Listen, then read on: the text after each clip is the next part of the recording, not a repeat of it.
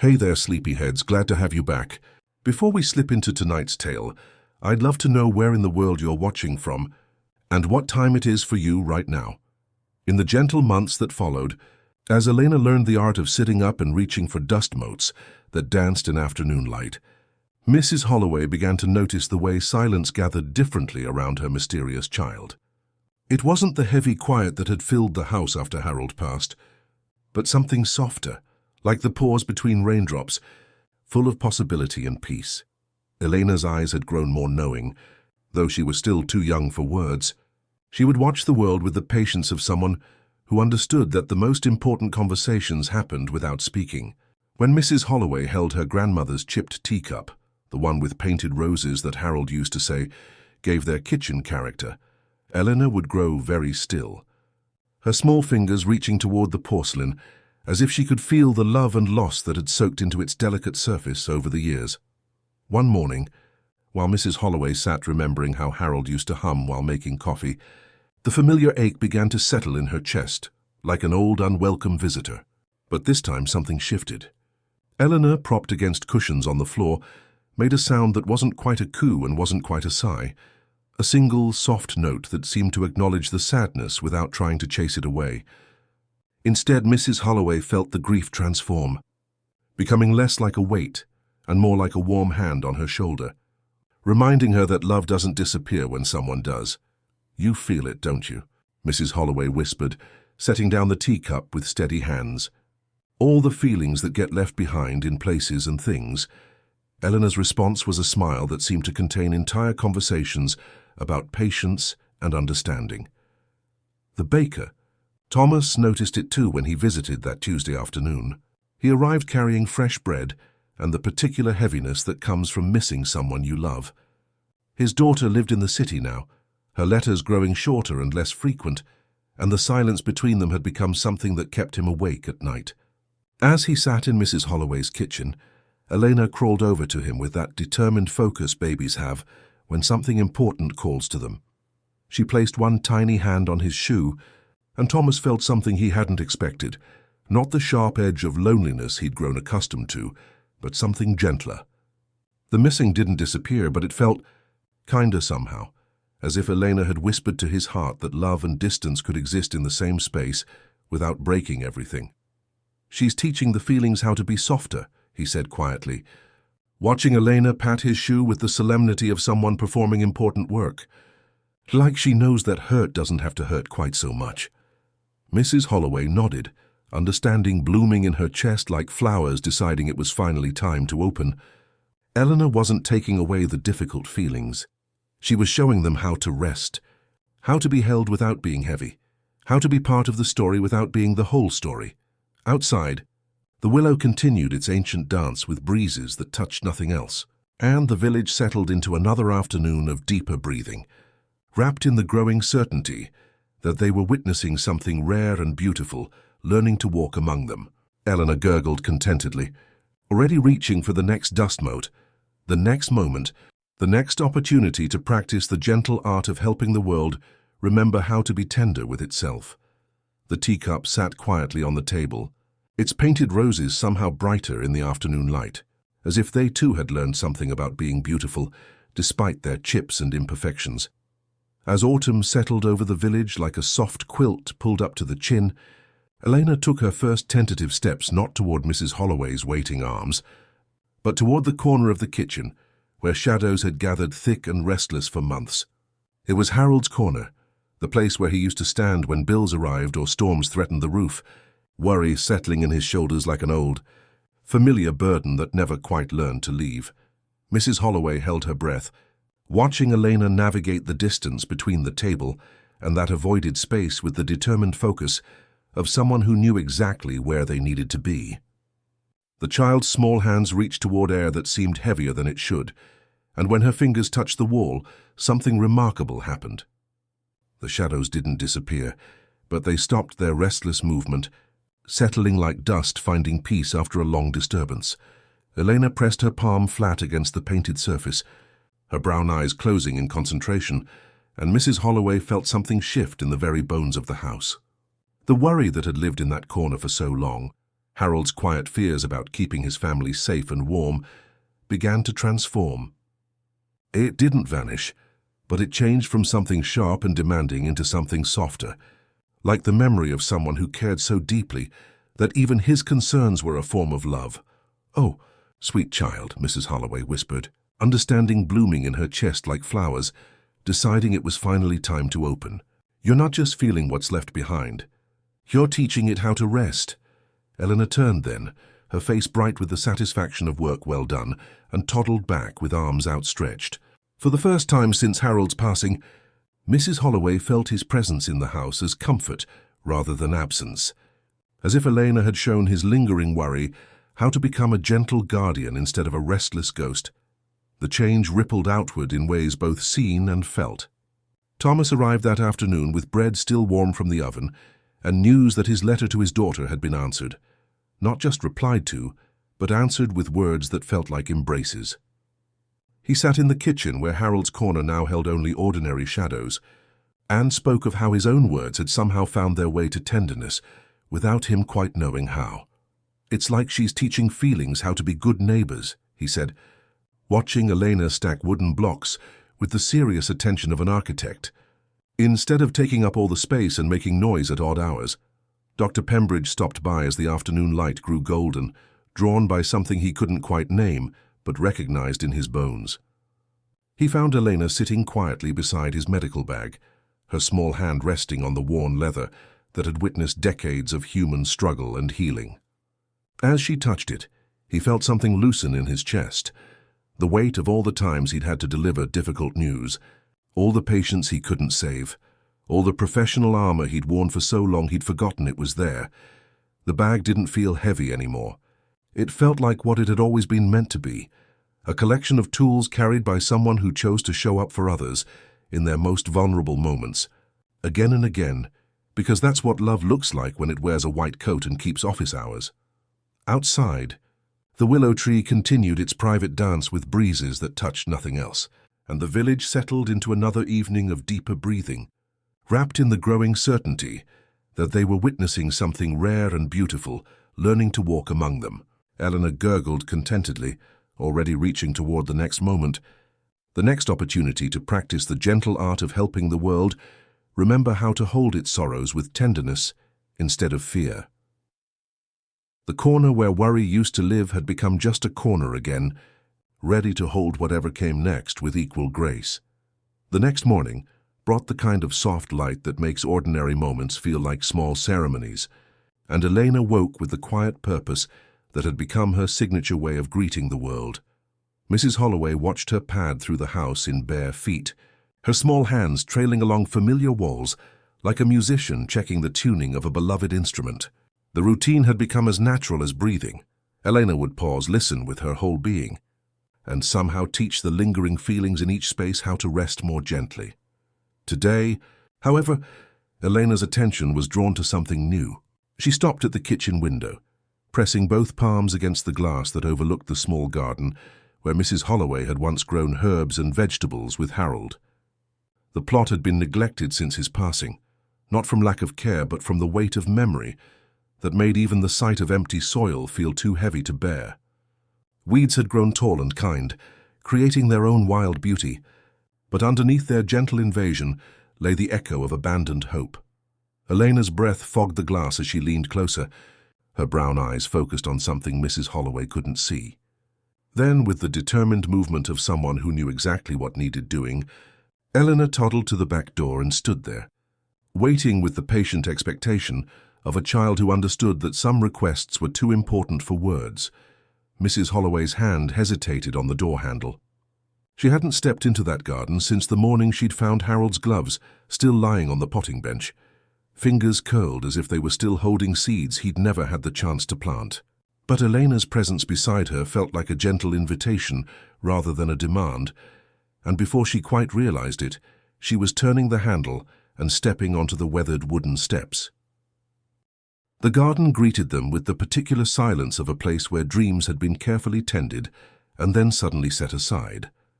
Elena walked directly to the center of the plot, where Harold's favorite tomato plants had once grown in neat, hopeful rows. She knelt in the soft earth, her small hands disappearing into soil that still held the memory of his careful attention, his daily visits with watering can and gentle words of encouragement for green-growing things. As Elena's fingers worked through the dirt, Mrs. Holloway felt something shift in the air around them. The sadness that had made this space feel like a monument to things left undone began to transform. It didn't disappear, but it changed from something sharp and accusatory into something softer.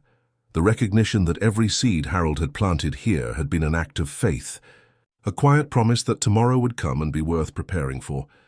Elena looked up then, her hands cupped around something invisible but precious, and Mrs. Holloway understood that the garden wasn't asking to be restored to what it had been. It was asking to be allowed to become something new, something that could hold both Harold's love of growing things and the natural cycle of seasons that includes both planting and rest. Thomas appeared at the garden gate, drawn by something he couldn't name, carrying a small paper bag that rustled with the promise of seeds. He didn't speak, just handed the bag to Mrs. Holloway with a smile that said he understood they were witnessing the beginning of something gentle and necessary. Elena stood, brushing soil from her hands, and the garden settled around them like a sigh of contentment, ready to hold whatever came next with equal grace. The seeds Thomas had brought rustled softly in their paper bag, each one carrying the promise of something beautiful that had no need to announce itself. Elena reached into the bag with the careful reverence of someone handling pieces of tomorrow, her small fingers selecting each seed as if she could feel the particular kind of joy it held within its tiny shell. There were wildflower seeds that would bloom in colors that had never needed names, herbs that preferred to grow in gentle spirals rather than straight lines, and small sunflowers that would never grow tall enough to cast shadows, but would spend their days turning their faces toward whatever light they could find. Mrs. Holloway knelt beside Elena in the soft earth, her hands remembering the rhythm of planting that she and Harold had shared in quieter seasons.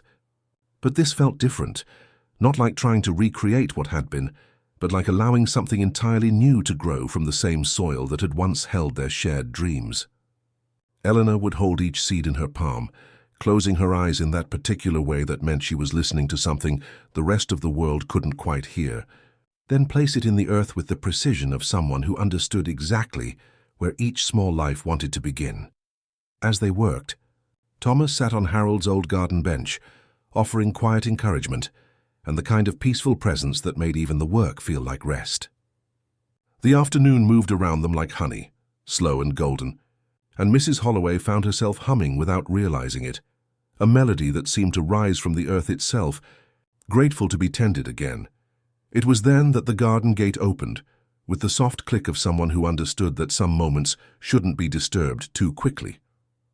An older woman stood there, leaning lightly on a cane carved from willow wood, her grey hair pinned in a practical knot, and her eyes holding the kind of brightness that comes from paying attention to the world with genuine care. People in the village knew her as Maris, though some called her sage for the herbs she grew and the gentle wisdom she offered to anyone who needed it. "May I come in?" she asked, her voice carrying the particular warmth of someone who had learned that the most important conversations often happened in gardens. When Elena looked up from her planting, Maris knelt to the child's height and inclined her head slightly. The way one might greet a small river, with respect for something that moved according to its own ancient understanding. "You're teaching the soil how to breathe again," Maris said simply, watching Elena's hands work through the earth with such tenderness that even the worms seemed to move more gently around her fingers. Hands showing the old feelings how to rest where they won't make anyone stumble. Mrs. Holloway felt something ease in her chest at being so clearly seen and understood. Elena stood then, brushing soil from her hands, and walked to where a single wildflower had somehow bloomed ahead of all the others, a blossom that seemed to contain both sunset and morning sky in its delicate petals. She picked it with the solemnity of someone presenting a gift that mattered deeply, and offered it to Maris with the kind of smile that said everything would be all right, not because difficulties would disappear, but because they could be held with gentleness while life continued its patient work of reaching toward light. Maris accepted the flower with the reverence it deserved, tucking it carefully into her hair where it seemed to make her eyes even brighter. "There's wisdom in these small hands," she said quietly to Mrs. Holloway. And if you're willing, I'd like to help her understand the gift she carries. Some children are born knowing how to help the world remember its own tenderness. As evening settled over the garden like a soft quilt, they watered the newly planted seeds with an old tin can that had outlived 3 handles, Eleanor guiding the stream with such care that not a drop fell where it wasn't needed. Above them, the willow tree leaned closer, its leaves making a sound like the gentlest lullaby, and somewhere in that whispered song was the promise that tomorrow would bring the first green shoots pushing through the earth, eager to begin their own quiet work of making the world more beautiful, one bloom at a time. The morning arrived with the particular softness that follows nights when important things have been planted, both in soil and in understanding. Eleanor woke before the sun had fully decided to climb above the horizon, drawn to the kitchen window by something that called to her in the language of growing things and patient earth. There in the garden where they had worked together just yesterday, tiny green shoots had pushed through the soil with the determined joy of life that refuses to wait for permission to begin. Mrs. Holloway found her there, small hands pressed against the cool glass, breath creating tiny clouds that bloomed and faded like the most delicate flowers. "They're eager little things, aren't they?" she whispered, joining Eleanor at the window. The child turned to her with eyes that held the deep satisfaction of someone who had known exactly what would happen and was delighted to be proven right. Together they watched as morning light touched each new shoot, and the garden seemed to stretch, itself awake with the contentment of soil that had remembered its purpose. The soft knock at the door came with the gentle rhythm of someone who understood that some moments deserved to be approached with reverence. Mary stood there with a woven basket over her arm, and the kind of smile that suggested she had been awake long enough to witness the sunrise and found it particularly beautiful this morning. "I brought tea," she said simply, lifting the basket slightly. "The kind that helps you see things more clearly without making you feel like you need to do anything urgent about them." They sat in the garden on Harold's old bench, which seemed to have decided overnight that it could hold joy as easily as it had once held quiet worry. Maris poured tea from a thermos that steamed with herbs Elena couldn't name but somehow recognized, the scent, carrying promises of patience and understanding. As they sipped from mismatched cups, Elena wandered among the new shoots with the careful attention of someone checking on sleeping children. "What she does," Maris said quietly, watching Elena kneel beside a particularly enthusiastic sunflower sprout, "isn't magic in the way stories usually tell it. It's a deep form of listening.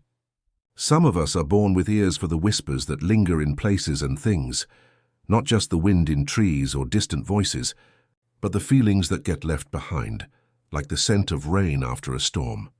Elena looked up from her inspection of the growing things, her small face serious with the weight of something important she was trying to communicate. She walked to where Harold's old watering can sat beside the garden shed, its metal surface holding the echo of careful hands and purposes left unfulfilled. When she placed both her palms against its weathered sides, Mrs. Holloway felt something shift in the air around them. "She's not trying to fix the sadness," Maris continued, her voice like pebbles shifting in a gentle stream. "She's acknowledging it, giving it space to be seen without judgment. The watering can doesn't become happy, it becomes ready. Ready to be useful again, ready to help things grow, ready to be part of the continuing story rather than a monument to the story that ended."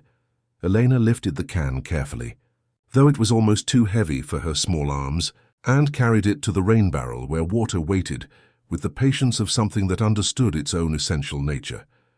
As she worked, Thomas appeared at the garden gate, drawn by something he couldn't name, carrying fresh bread that smelled of morning and the kind of care that makes ordinary things feel like gifts. "She hears the echoes of what was," Maris explained as they watched Elena water the new shoots with such attention that not a drop fell where it wasn't needed. "And in her hearing, she offers them a quiet place to rest. Harold's worry about this garden isn't gone. It's become the kind of protective care that helps things grow stronger." As morning light grew warmer and the village began its own gentle awakening, Eleanor sat beside the willow tree, her small hand resting on its ancient bark. The tree leaned closer, as if sharing secrets in a language older than words, and somewhere in that whispered exchange was the understanding that they were witnessing the patient education of a child who would grow up knowing how to help the world remember its own capacity for tenderness. Above them, leaves rustled with breezes that touched nothing else, and the garden settled into another day of quiet miracles, one green shoot at a time. Mrs. Holloway felt her heart perform that particular dance it did when witnessing something that shouldn't be possible but was happening anyway. And she understood that Elena's gift wasn't about changing the world, but about helping it remember how to be gentle with itself. As the afternoon light settled into that particular golden hour when shadows grow longer and the world seems to pause for breath, Maris suggested they might take Elena into the village itself. "The garden has taught you about soil and growing things," she said, adjusting her willow cane with the practiced ease of someone who had learned to move through the world with intentional grace. "But feelings linger in all the places where people gather and dream and worry. Would you like to learn how to listen to them too?" Eleanor slipped her small hand into Mrs. Holloway's without hesitation, though her eyes remained fixed on something beyond the garden gate, not looking at anything specific, but listening with that deep attention that had become her signature way of engaging with the world.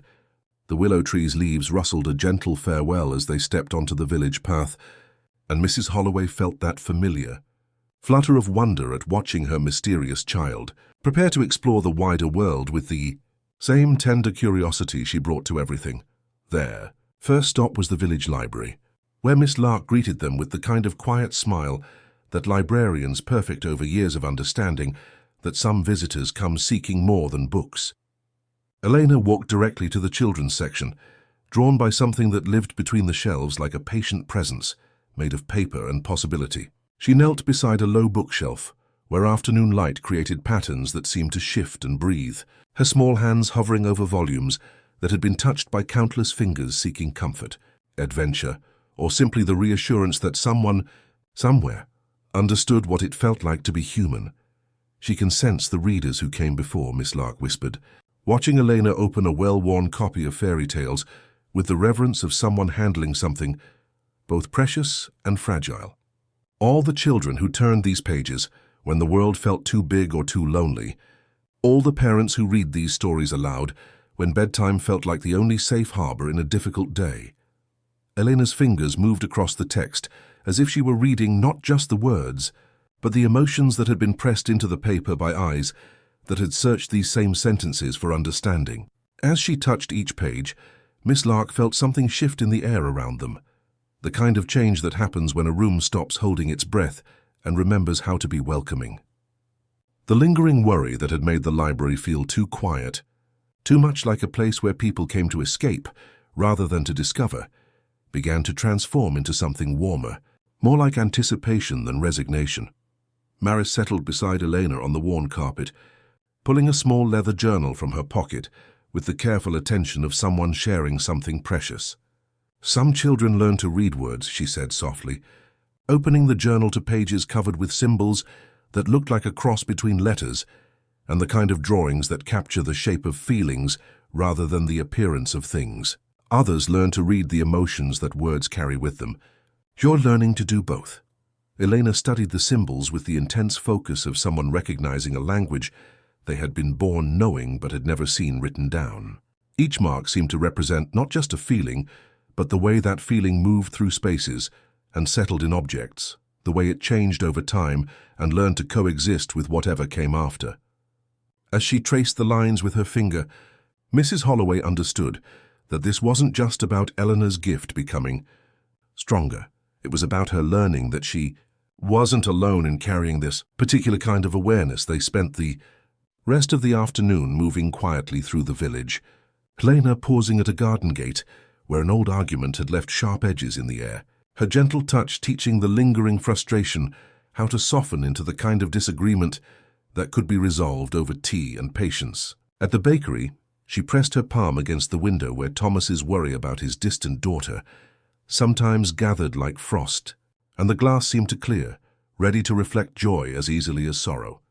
As evening approached and they walked home beneath the first stars, Eleanor carried herself with a new kind of confidence, not the boldness that comes from power, but the quiet certainty that comes from understanding one's place in the larger conversation between hearts and the world that holds them.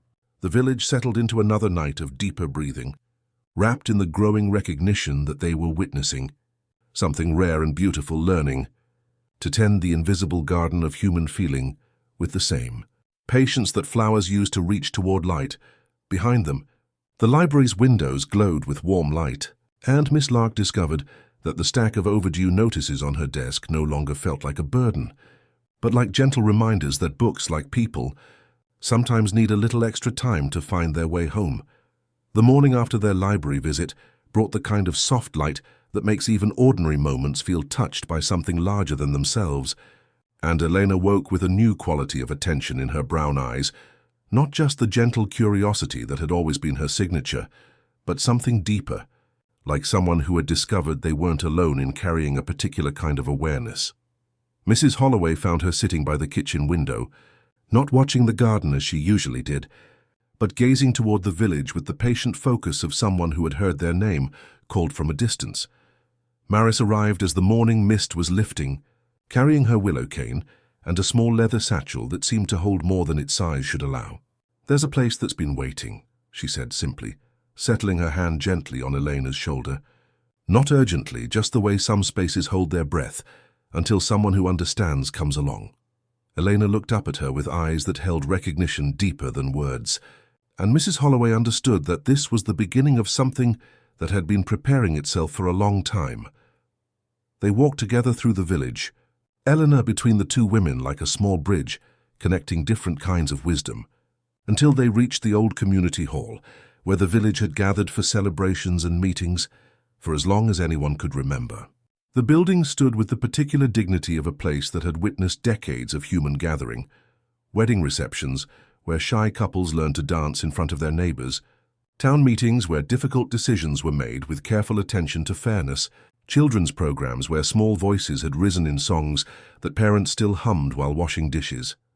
Elena paused at the heavy wooden doors, her small hands hovering just above the brass handles that had been worn smooth by countless fingers. As she touched the metal, Mrs. Holloway felt something shift in the air around them, not dramatic, but like the moment when a room full of people takes a collective breath before someone begins to speak. The accumulated emotions of decades seemed to stir gently, like leaves settling after a breeze. "This is where the village keeps its shared feelings," Maris explained softly, opening her leather satchel to reveal what looked like small glass vials filled with different qualities of light. Joy from celebrations, worry from difficult decisions, the particular sadness that comes when neighbors disagree about things that matter. All of it layers together like sediment in a riverbed, and sometimes it needs someone who can help it remember how to flow. Elena stepped inside with the reverence of someone entering a place of worship. Though the hall itself was simple, wooden floors scarred by decades of dancing feet, folding chairs stacked along the walls, a small stage where countless children had forgotten their lines in Christmas pageants and been gently prompted by parents who loved them too much to let embarrassment last long. But Elena moved through the space as if she could see the invisible architecture of all the feelings that had been shared here. She walked to the center of the room, where the most intense emotions seemed to gather, kneeling on the worn wooden floor with her palms pressed flat against boards that had absorbed years of celebration and concern. As her hands made contact, Mrs. Holloway felt the complex emotional history of the place begin to untangle itself, not disappearing, but organizing itself into something more like harmony than chaos. Thomas appeared in the doorway, drawn by something he couldn't name, carrying a thermos of coffee, and the particular peace that comes from understanding you're witnessing something important without needing to fully comprehend it. He settled quietly on one of the folding chairs, his presence adding to the sense that Elena's work was supported by the gentle attention of people who cared about her without trying to direct her. "Gift.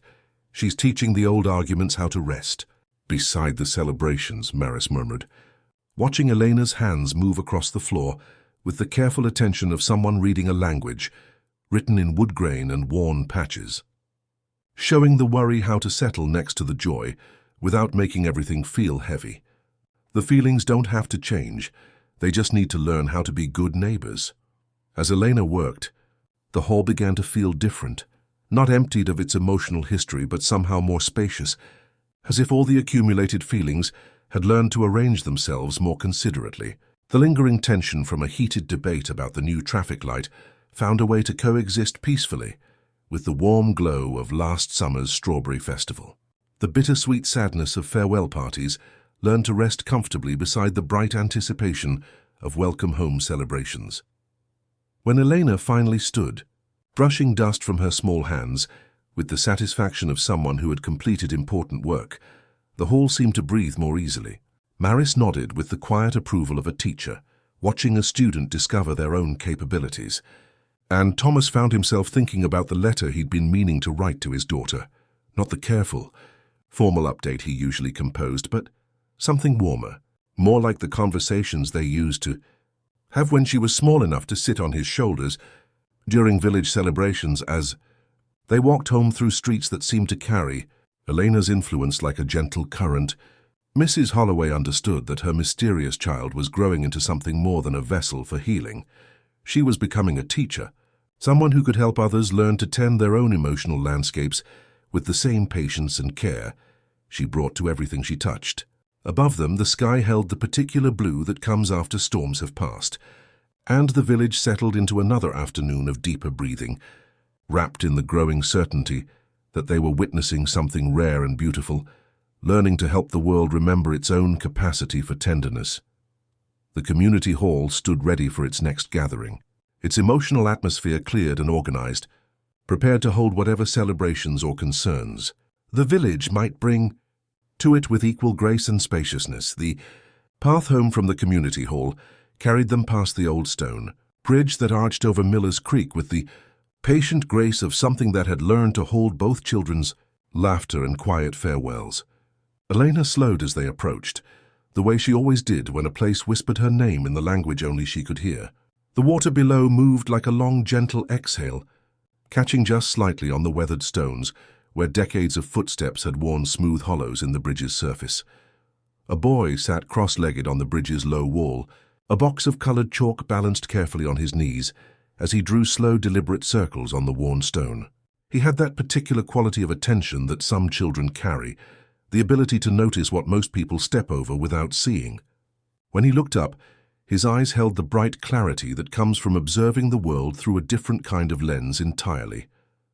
"You can hear it too," he said to Elena, not as a question, but as a recognition. "I can see it."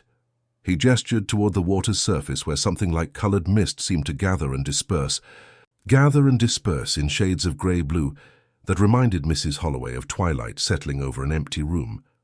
"It looks like worry that forgot how to leave." Maris stepped forward with the gentle smile she reserved for moments of unexpected discovery.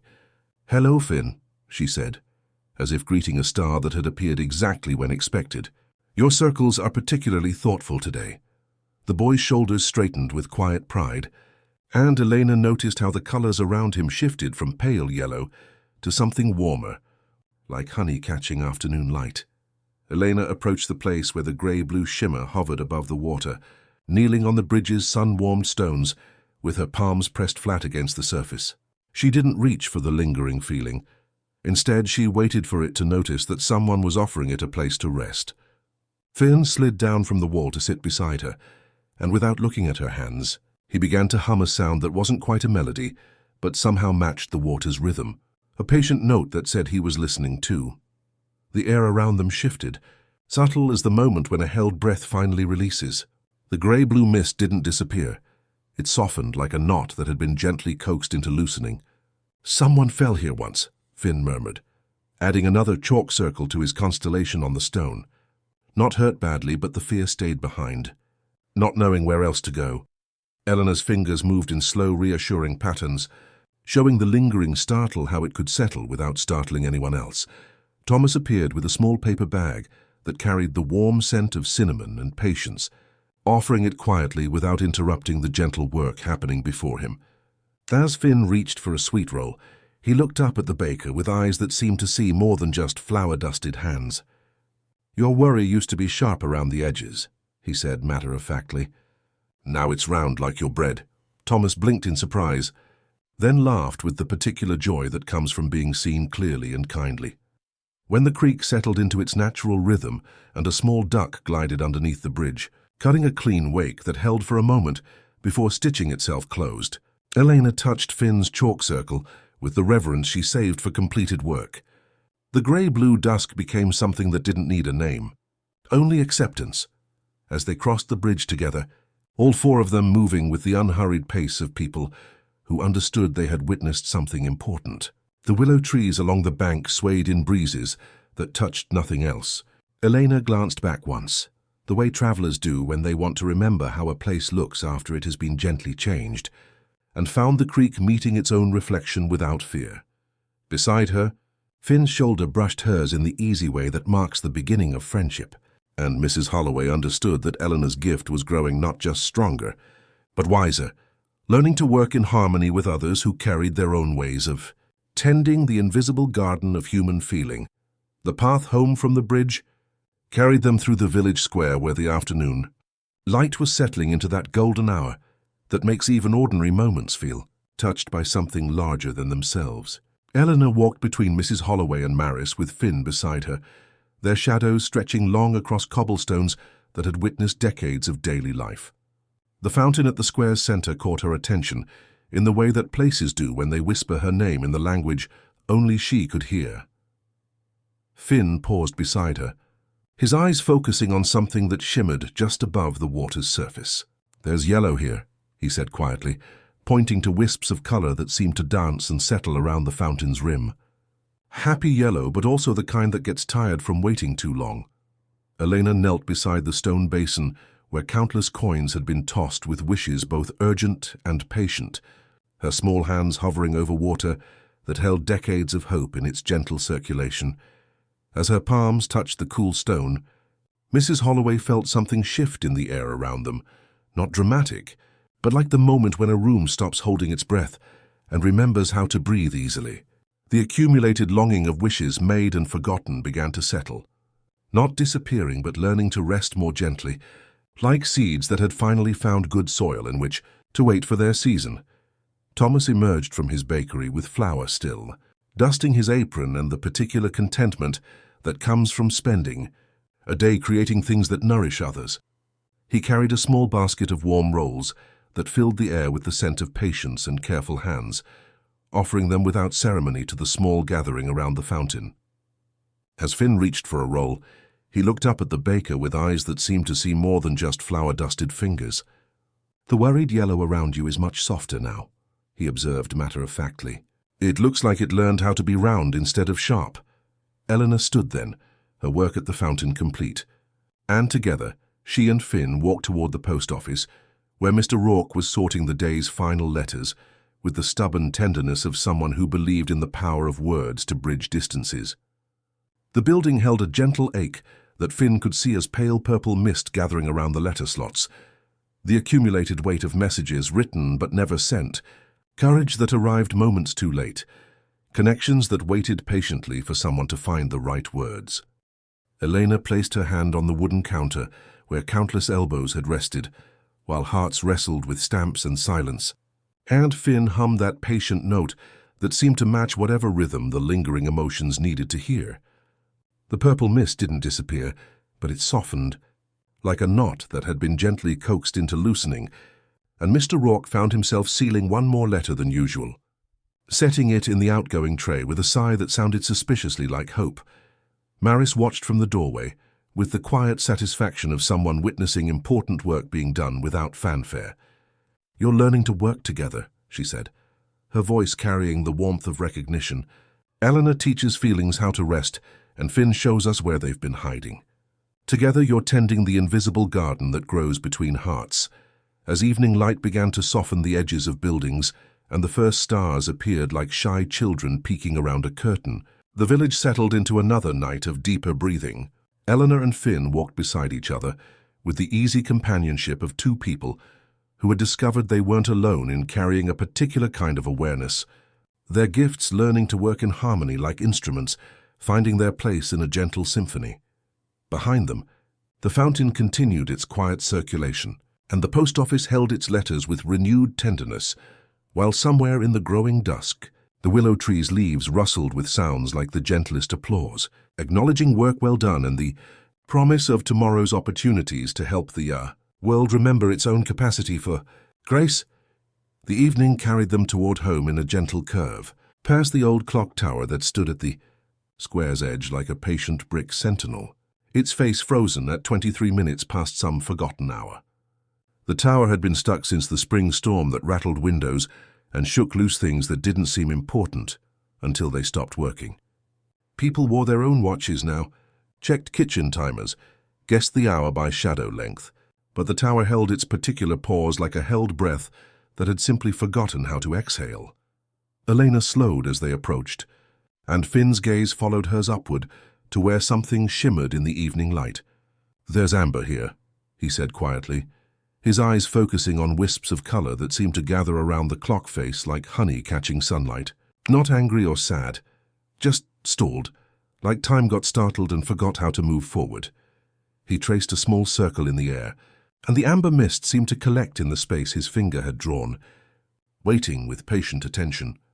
Maris touched the weathered bricks with the back of her hand, the way one might greet an old friend after a long silence. "Time has feelings too," she murmured, her voice carrying the particular wisdom that comes from understanding that even abstract things can carry emotional weight.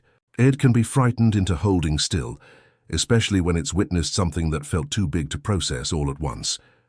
Mr. Avery emerged from the small caretaker's cottage beside the tower, keys jingling softly in his weathered hands. He had been tending the mechanism for 20 years, oiling gears that no longer turned, because he didn't know what else to do with his devotion to keeping things running. When he saw Eleanor studying the tower with her characteristic deep attention, something in his expression shifted from resignation to cautious hope. "If it's all the same to you," he said softly, his voice carrying the particular gentleness that comes from years of caring for something broken, "I'd like to open the door. Haven't had visitors who might understand what's wrong up there." Elena nodded with the solemnity she brought to all important work, and together they climbed the narrow spiral stairs to where the clock mechanism rested like a sleeping creature, patient and still. Inside the mechanism room, Eleanor placed both palms against the cool brass of the pendulum housing, while Finn settled beside her, his humming finding the frequency that seemed to match whatever the stalled time needed to hear. The amber colors he could see began to shift and settle, and Elena's touch seemed to acknowledge the fear that had made the clockwork forget its rhythm, not pushing or demanding, simply offering the mechanical heart permission to remember that pausing was natural, but so was the gentle choice to begin again. A soft click echoed through the chamber, modest as an exhale, and the pendulum shifted by the width of a thought. Mr. Avery's breath caught as the great wheel accepted the movement with a series of shy rotations, and outside, the minute hand lifted itself from stubbornness and advanced by the smallest increment the clock could manage. No fanfare, only the softest tick, a single syllable of time returning to its patient sentence.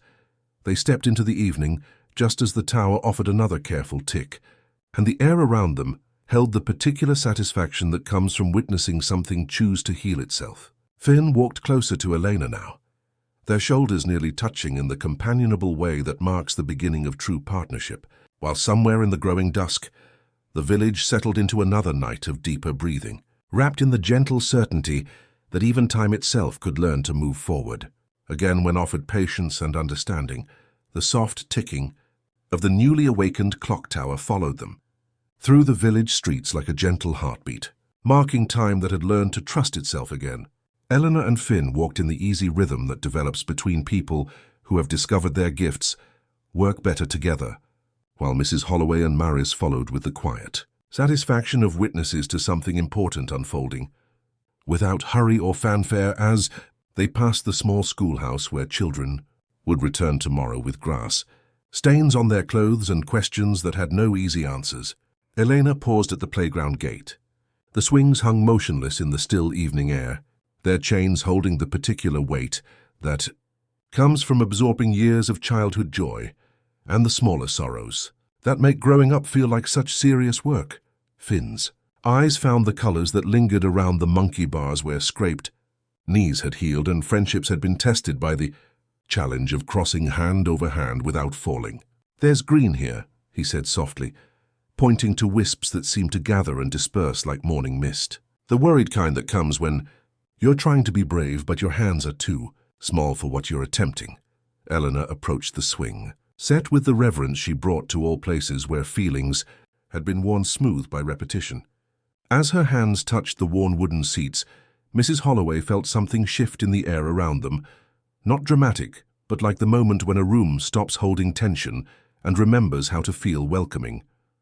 The accumulated anxiety of children trying to pump their legs high enough to feel like flying began to settle into something more like anticipation than fear. A soft voice called from across the playground, and they turned to see Miss Chen, the schoolteacher, approaching with a small watering can and the particular gentleness that comes from spending days with young hearts, learning to navigate the world. She had been tending the small garden the children maintained beside the school, where sunflowers grew in hopeful rows and cherry tomatoes ripened with the patient optimism of things that trusted in tomorrow. "I wondered if you might come here eventually," she said, settling the watering can beside a bench that had been painted and repainted by volunteer parents, until it held every color the hardware store carried. "The children have been asking about the girl who helps feelings find their way home. Word travels fast in small places, especially when it's the kind of news that makes people sleep better." Eleanor walked to where the seesaw sat balanced in perfect stillness, its center point worn smooth by countless children, learning the delicate art of cooperation. When she placed her hands on the weathered wood, Finn hummed that patient note that seemed to match whatever rhythm the lingering emotions needed to hear. The green mist he could see began to shift and settle, and the playground seemed to breathe more easily, ready to hold tomorrow's laughter without the weight of yesterday's. Scraped knees and hurt feelings, Thomas appeared at the playground gate, carrying a thermos of hot chocolate that steamed, with the kind of warmth that makes evening feel like a gentle embrace. He poured careful portions into mismatched cups that Miss Chen produced from her teacher's bag, and they sat together on the freshly tended bench. While Elena and Finn completed their quiet work among the swings and slides, "She's teaching the playground how to remember that falling down is part of learning to fly," Miss Chen observed, watching Elena's hands move with the careful attention of someone reading a language written in worn wood and accumulated hope. "And Finn shows us where the worry likes to hide, so it can be acknowledged instead of ignored." As the first stars appeared like shy children peeking around a curtain, Eleanor stood and brushed playground dust from her hands with the satisfaction of someone who had completed important work. The swings moved slightly in a breeze that seemed to carry the promise of tomorrow's laughter, and somewhere in the growing dusk, the village settled into another night of deeper breathing, wrapped in the gentle certainty that even the places where children learned to be brave could be made a little softer, a little more forgiving of the inevitable stumbles that mark the path toward growing up. Behind them, the clock tower continued its patient ticking, and the playground held its equipment with renewed tenderness, ready to catch whatever dreams and scraped knees tomorrow might bring. The evening carried them home along the familiar path that wound past gardens, where late roses caught the last light like small promises whispered to the approaching night. Eleanor and Finn walked in the easy rhythm that develops between people who have discovered their gifts work better together, while Mrs. Holloway and Maris followed with the quiet satisfaction of witnesses to something important, unfolding without hurry or fanfare. Inside Mrs. Holloway's kitchen, lamplight made the familiar space glow like a calm harbor, and Thomas arrived with bread still warm from the day's final baking. They shared simple sandwiches made with the kind of care that turns ordinary moments into gentle ceremonies. Butter and honey, soft cheese that tasted of patience, while Finn swung his feet from a chair too tall for him and observed how even the worried blue that used to gather under doorways had learned to rest more softly. As Elena finished her bread, her attention was drawn to the hallway where something had been waiting with the particular patience that belongs to memories ready to be held. Again, Mrs. Holloway followed her gaze to the old trunk that had sat beneath the stairs, gathering dust and the weight of things too precious to disturb, until the right moment arrived, with gentle hands and understanding hearts. Elena knelt beside the weathered wood, her palms hovering over the brass latches that had been touched by Harold's fingers countless times, each opening and closing a small ceremony of keeping precious things safe. As her hands made contact, the trunk seemed to exhale, not with sadness but with the relief of something that had been holding its breath and could finally let go. Finn hummed that patient note that had become their shared language, and the silver-blue colors he could see around the trunk softened like moonlight learning to rest on still water. Inside lay the careful archaeology of a life lived with attention to small beauties, a folded map of the local hills marked with tiny dots like borrowed stars, a pressed wildflower that still held sunset in its delicate petals, and a scrap of music paper where Harold's careful hand had sketched the notes of a lullaby that had never found its voice. Elena traced the melody with her finger, and somehow the air in the room learned the tune from her touch, simple and unhurried, the kind of song that doesn't ask to be admired, only hummed until it becomes part of the way you breathe. Mrs. Holloway closed her eyes and felt Harold's presence settle around them, not as the sharp ache of absence, but as the warm recognition that love doesn't disappear when someone does.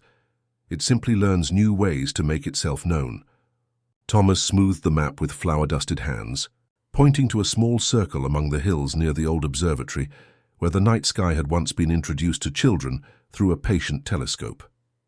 "There's silver there too," Finn said quietly, his eyes focusing on something that shimmered beyond the paper. The listening kind, like it's been waiting for someone to come and hear what it has to say. Maris nodded with the gentle approval of someone who understood that some meetings come to us when we know how to arrive with open hearts and willing hands, as Elena carefully folded the lullaby and tucked it into her pocket like a small prayer made of paper and possibility. The house settled around them with the contentment of a place that had remembered how to hold both memory and hope in the same loving embrace. Outside, the clock tower continued its patient ticking, and somewhere in the growing darkness, the village breathed more easily, wrapped in the gentle certainty that even the deepest feelings could learn to rest beside each other like old friends, sharing the same comfortable silence. The willow tree's leaves whispered their approval to the night, and Eleanor curled into sleep carrying Harold's lullaby in her heart, ready to dream of observatories and starlight, and the silver mysteries that waited in the hills beyond tomorrow's horizon. The morning arrived with Harold's lullaby, still humming softly in Elena's chest, a melody that seemed to carry the promise of discoveries waiting in the silver light that gathered beyond the village's familiar embrace. Mrs. Holloway found her at the kitchen window, not watching the garden as she usually did, but gazing toward the distant hills where morning mist clung to trees like shy children hiding behind their mother's skirts. The folded map from Harold's trunk lay open on the table, its careful markings catching light like a constellation drawn on paper instead of sky. When Maris arrived carrying her willow cane and a canvas bag that seemed to hold exactly what any journey toward mystery might require, Eleanor was already reaching for her coat with the quiet certainty that today would carry them towards something that had been waiting with patient attention. Finn appeared at the garden gate with his box of colored chalk and eyes bright, with the anticipation that comes when the world is about to reveal something new. "The silver's been calling," he said matter-of-factly, tracing Harold's marked path with his finger, like starlight that learned how to wait during daylight hours. They packed a simple lunch in Harold's old hiking pack, sandwiches wrapped in brown paper, apples that still carried orchard sunshine in their skin, and Thomas's fresh rolls that smelled of morning and careful hands. The path to the observatory wound through meadows, where wildflowers had learned to grow in patterns that seemed almost intentional, as if the earth itself had been drawing pictures with petals and stems. As they climbed higher, the village spread below them like a careful painting done in shades of contentment. Elena walked with the unhurried pace of someone following a song only she could hear, while Finn moved beside her, with eyes that tracked silver, threads weaving through the landscape like guidelines, leading towards something that wanted to be found. The old observatory sat among the hills like a patient teacher waiting for students who were finally ready for the next lesson. Its white dome had weathered decades of seasons into something that seemed less built than grown, and as they approached, Finn's eyes widened at the silver light that seemed to cascade from the building like gentle rain made of starlight and possibility. The door stood slightly ajar, and a man stepped from the shadow by the bookshelves inside, carrying a small ring of keys and wearing a sweater the color of old sky. "You took your time," he said, not unkindly, his voice carrying the particular warmth of someone who had been expecting them. "Good. Things that arrive too quickly forget how to stay." His name was Rowan, and he tended instruments meant for listening to light. Elena approached the old telescope as if greeting a grandparent, her palms touching the brass with the reverence she brought to all places where important things waited. As her hands made contact, something in the room shifted like a held breath finally letting go. Finn hummed that patient note that had become their shared language, and the silver he could see gathered into a gentle arc around the telescope's tube. Rowan opened a drawer and spread charts across a table, paper the color of remembered cream. One map bore Harold's small penciled notes, arrows toward quiet star clusters, margins marked with 3 soft bars of melody that matched the lullaby in Elena's pocket. Mrs. Holloway's breath caught, then steadied as the ache transformed into warmth, like a blanket pulled up by familiar hands. Elena set the telescope to gentle motion, not pointing it anywhere urgent, just reminding it that movement could be kind.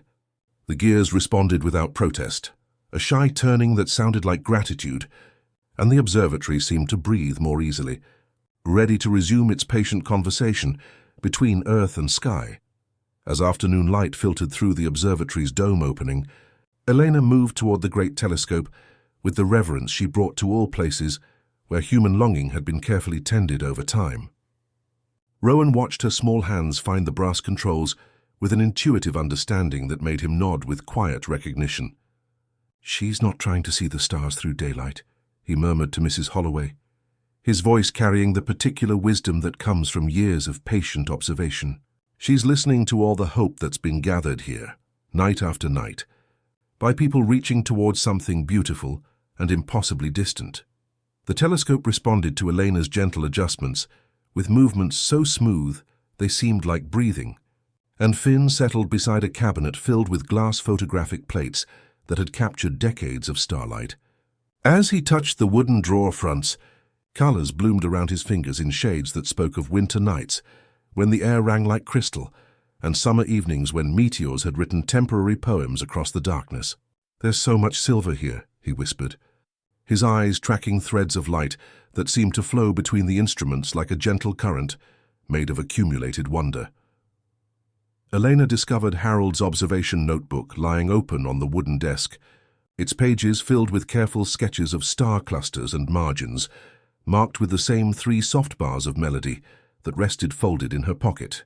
As her finger traced his drawings, the silver light that Finn could see began to weave itself into patterns that looked almost like music made visible.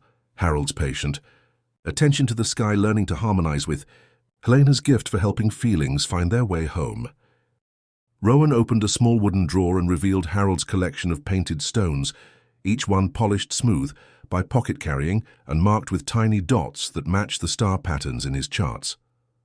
"He called it his portable constellation," Rowan explained, his voice soft with the memory of shared midnight observations. "For cloudy nights when the real stars were hidden but not forgotten." Elena arranged the stones according to Harold's careful diagrams, and as each piece found its place, something in the observatory shifted. Not dramatically, but like a held breath, finally learning to flow easily. The accumulated emotions of decades seemed to settle around them with the particular contentment that comes when longing finds its proper place to rest. This wasn't the sharp ache of things left unfinished, but something warmer, the recognition that every night Harold had spent here reaching toward distant light had been an act of faith, a quiet promise that beauty was worth seeking even when it lived too far away to touch. Maris opened her canvas bag and withdrew a small brass compass whose needle pointed not toward magnetic north but toward something that felt more like true direction. "Some instruments measure distance," she said, setting it beside Harold's notebook. "Others measure the space between hearts and the things they love." Elena's learning to read both kinds of navigation. As Elena worked, her hands moving with the careful attention of someone tending an invisible garden, the observatory began to transform. The residue of intention that had accumulated here, all the patient watching, all the quiet awe of children seeing Saturn's rings for the first time, all the steady hope of observers tracing the paths of distant comets, learned to settle more gracefully. The silver threads that Finn could see deepened and brightened, becoming less like scattered light and more like a gentle constellation of human wonder that had found its proper home.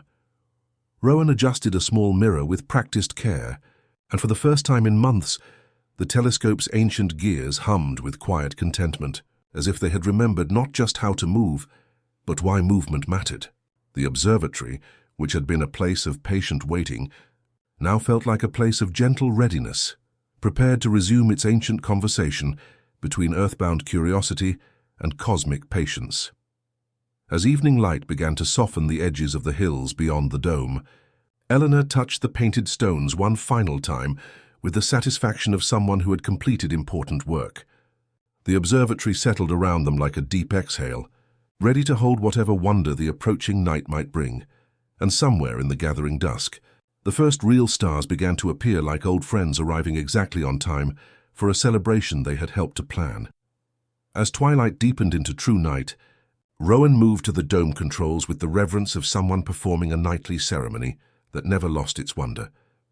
The great opening widened like an eye learning to see, revealing stars that appeared one by one with the patient timing of friends arriving for a long-awaited gathering.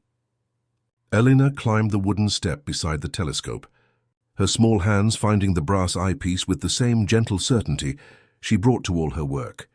Through the lens, Saturn hung in perfect stillness, its rings catching starlight like the most delicate jewelry worn by someone who had learned that true beauty needs no announcement.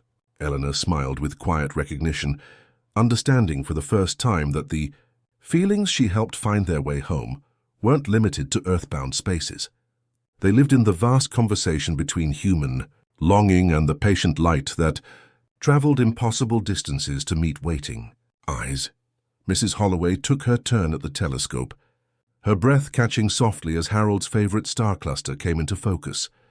The ache she had carried for so long transformed in that moment, becoming less like absence and more like the warm recognition that some kinds of reaching never end. They simply learn new ways to touch what they love. Thomas followed, Flower still dusting his sleeves, and found himself thinking of his daughter in the city, understanding suddenly that distance could carry love as easily as it carried light. Finn settled beside Harold's painted stones, his eyes tracking silver threads that seemed to flow between the observatory and the stars themselves. "There's something new," he whispered, pointing to a space between familiar constellations where gentle colors gathered like aurora, made intimate and personal. Silver with a gold heartbeat, right where Harold drew his question mark. Eleanor unfolded Harold's lullaby from her pocket, laying it beside his constellation stones with the care of someone placing the final piece in a puzzle that had been waiting years to be completed. As she traced his 3 soft bars of melody, the silver light that Finn could see began to pulse in the same gentle rhythm, and the telescope's gears hummed with quiet contentment, as if recognizing a friend's handwriting after a long silence.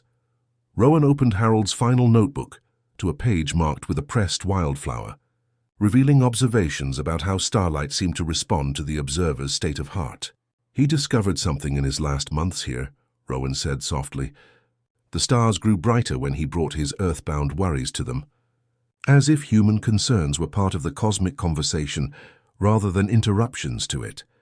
As Elena worked, her hands moving between instruments with growing confidence, the observatory filled with the particular peace that comes when patience finds its proper reward. The accumulated wonder of everyone who had ever stood here reaching toward distant light began to harmonize with Elena's gift for helping feelings find their way home, and she understood that her work wasn't limited to houses and gardens. It extended to the vast emotional landscape that stretched between earth and sky. The night deepened around them like a gentle embrace, and through the telescope, stars that had been traveling toward this moment for millions of years finally completed their journey, arriving at eyes that could receive their messages with the kind of attention that makes even cosmic distances feel like conversations between old friends. Above them, Harold's lullaby seemed to hum in the space between heartbeats and light years, connecting everything that reached toward beauty with everything that reached back. As midnight settled around the observatory like a gentle embrace, Eleanor moved away from the telescope with the quiet satisfaction of someone who had completed one important conversation and sensed another beginning. Her attention was drawn to a narrow door tucked behind a shelf of star charts, her small hand finding the brass knob as if it had been waiting decades to be remembered. Rowan watched her with a look that blended surprise and recognition, understanding that some discoveries choose their own timing. "There's a listening room back there," he said softly, his voice carrying the particular reverence reserved for sacred spaces. "Harold and I used to call it the heart of the observatory. People would sit with their hopes when the night felt too vast to hold alone." The small space beyond the door carried the gentle scent of cedar and thyme, with a low bench beneath a window, the size of an open book and shallow drawers labeled in Harold's careful handwriting, a long one. While Elena approached the cabinet with the same tender attention she brought to all places where feelings had been carefully tended. The drawer marked Night Wishes opened with a whisper, revealing small folded cards that held decades of human longing, pressed between paper like flowers, saved from meaningful days. She didn't read them with her eyes, but held them one by one, the way you might hold someone's hand when words would only interfere with understanding. Finn hummed that patient note that had become their shared language, and the silver threads he could see in the room began to pulse with gentle rhythm. "The feelings here aren't stuck," he observed with wonder. "They're resting like they found exactly where they belonged." Elena nodded, understanding that this room had always been what she was learning to create everywhere, a place where emotions could exist without needing to be fixed or changed. Only witnessed and held with care, Rowan opened a wooden box on the desk, revealing small discs painted with phosphorescent points, arranged like miniature constellations. "Harold made these keepers," he explained, lifting one that seemed to glow with captured starlight. "When someone's hope was witnessed here, we'd hang one above the door. Not as a promise, but as recognition that their reaching toward beauty mattered." Elena selected a keeper, whose pattern matched the 3 soft bars of Harold's lullaby, placing it carefully on the wall where it caught their lamplight and returned it as the gentlest shimmer. As she worked, Elena understood that her gift was growing not in power, but in wisdom. The meteorite on Rowan's desk, a fragment of distant world that had traveled impossible distances, no longer felt cold and alien when she touched it. Instead, it felt like a message from the vast conversation between longing and light that connected every heart to every star, every earthbound hope to every cosmic possibility. Maris placed a smooth riverstone beside Harold's star charts, connecting earth to sky with the simple gesture of someone who understood that all tending was the same work, whether in gardens or galaxies. "Some feelings travel light years to find the right heart," she said quietly. "Others only need to cross a room. But they all deserve the same patient welcome." When they stepped back into the main observatory, Eleanor carried herself with new understanding. The telescope waited with quiet readiness, and through the dome opening, stars continued their ancient work of reaching toward eyes willing to look up and wonder. Tomorrow they would invite the village to share this space, not to fix anything, but to sit together inside the night and let their hopes be witnessed by something larger and more patient than any single heart could hold alone. Above them, the first keeper glowed softly in the window, a quiet promise to anyone who looked up that someone was listening. And it was enough to begin. The next evening arrived with the particular gentleness that follows nights when important discoveries have been made, and Elena woke with Harold's lullaby still, humming softly in her chest alongside. Something new, the understanding that some gifts grow stronger when shared rather than hoarded. Mrs. Holloway found her at the kitchen window, not watching the garden as she usually did, but gazing toward the observatory where a single light glowed like a patient star that had chosen to rest. Among the hills, Rowan appeared at their door as the afternoon. Light was settling into that golden hour, when ordinary moments feel touched by something larger than themselves. He carried a small telescope case and wore the expression of someone who had spent the morning in conversation with instruments that had agreed to share their secrets. "The village has been asking," he said simply, setting the case beside Elena's chair with the reverence of someone entrusting important work to capable hands. "Word travels in small places, especially when it's the kind of news that makes people sleep better." Elena accepted the telescope with both hands, feeling its weight not as burden, but as responsibility transformed into gift. As her fingers traced the brass fittings, she understood that her work was growing beyond the ability to soothe lingering feelings. She was learning to teach others how to tend their own emotional landscapes with the same patience that gardeners use when coaxing flowers from stubborn soil. By evening, they had climbed the hill together, Eleanor and Mrs. Holloway, Maris with her willow cane, Thomas carrying a basket that smelled of patience and careful hands, and Finn with his box of coloured chalk and eyes bright with anticipation. Word had moved through the village the way good news does, carried in the soft clink of teacups and the lift in voices that had learned to hope again. People came in twos and threes as twilight deepened, carrying blankets and thermoses and the kind of careful silence that accompanies first steps into sacred space. Miss Lark arrived with poetry books pressed to her chest like small, well-behaved birds, while Mr. Avery climbed slowly, his hand brushing stone as if to thank it for holding him steady. Miss Chen led a parade of children who moved with respectful excitement, understanding that something special was unfolding and wanting to help without hurrying. Inside the observatory, Rowan dimmed the lamps until their glow became companion rather than command, and Elena stood beside the great telescope, not to demonstrate anything, but to offer the kind of welcome that asks nothing and gives everything it can. They began with Harold's lullaby, not sung but hummed under breath, until the sound barely counted as sound at all, more like a remembering shared among friends. One by one, people stepped to the eyepiece and let the sky look back at them. A child whispered that Saturn wore a crown made of light, while Miss Lark traced invisible poems into the air with her finger. Mr. Avery kept one palm on the wooden railing, as if to ground the moment to something sturdy, and when he finally lifted his eye to the lens, Finn watched the amber colors around him warm into honey.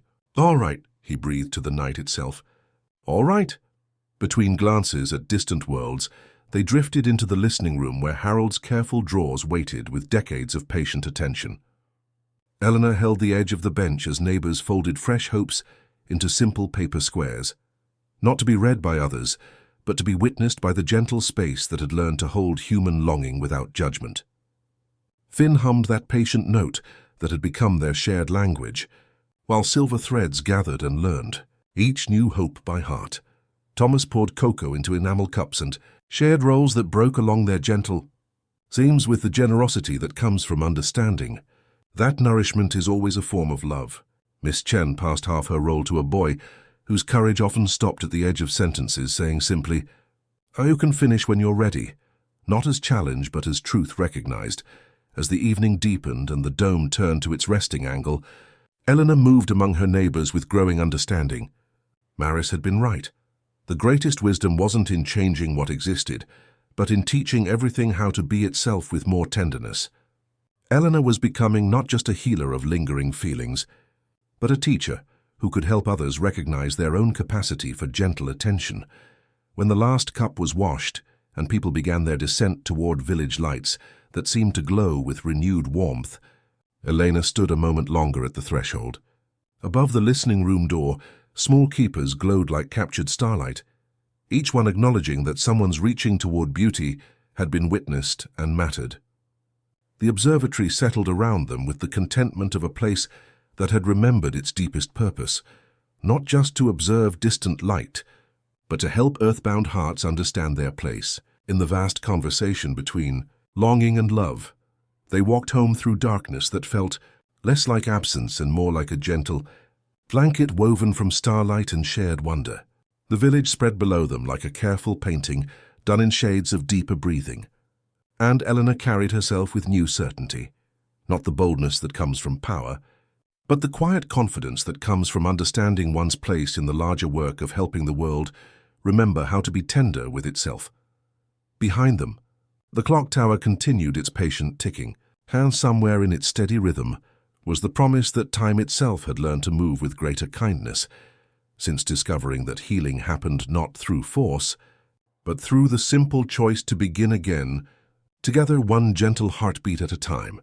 The morning, after the village's first gathering at the observatory, brought the kind of soft light that makes even ordinary moments feel touched by something larger than themselves. And Elena woke with Harold's lullaby still humming in her chest, alongside a new understanding that had settled there like a seed finding good soil. Mrs. Holloway found her at the kitchen window, not watching the garden as she usually did, but gazing toward the village square where people moved with a different quality of attention, as if they too had learned something about patience from their night among the stars. The change was subtle, but unmistakable. Neighbors paused longer in their conversations. Children played with gentler voices, and even the morning light seemed to rest more easily on familiar surfaces. Eleanor understood that what had happened at the observatory wasn't just about healing old feelings, but about teaching people to recognize their own capacity for the kind of tenderness she had always carried naturally. Thomas appeared at the garden gate carrying fresh bread and wearing the expression of someone who had spent the morning thinking important thoughts. "The children have been asking," he said simply, his voice carrying the particular hope that comes from witnessing something beautiful and wanting to help it grow. "They want to know if you might teach them how to listen the way you do." Elena looked up at him with eyes that held recognition deeper than words, understanding that this was what her gift had been preparing for all along. By afternoon, they had gathered in the village square, where the fountain continued its quiet circulation with renewed tenderness.